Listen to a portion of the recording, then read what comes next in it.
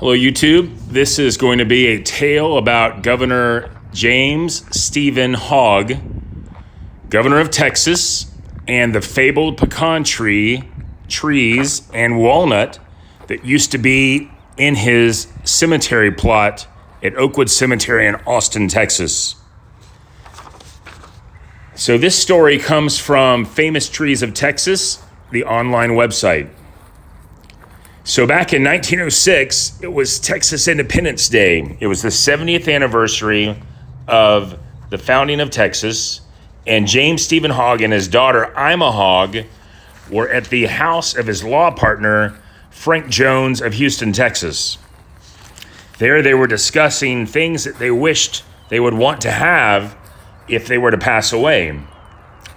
Governor Hogg told Jones and his daughter that when he died, he wanted no monument of stone, but, quote, "Let my children plant at the head of my grave a pecan tree, and at my feet an old-fashioned walnut tree.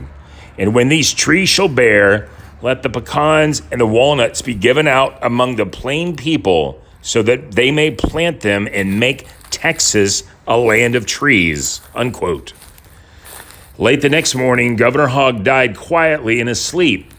Shortly after his burial in Austin's Oakwood Cemetery, the first of Governor Hogg's wishes was carried out by the president of the State Horticultural Society, who planted 2 pecan trees at his head and a native black walnut at his feet.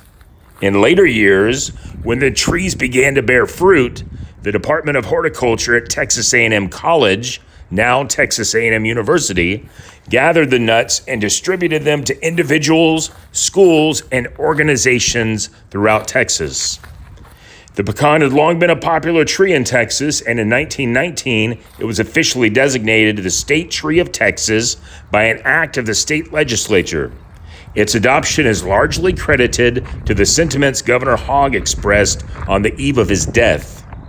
In a special Arbor Day observance at Oakwood Cemetery, sponsored by the Texas Forest Service and the Texas Forestry Association, in 1969, Hogg's last wishes were perpetuated. The Russell pecan and the black walnut had died, and the trees were replaced with a Choctaw pecan and a Thomas black walnut.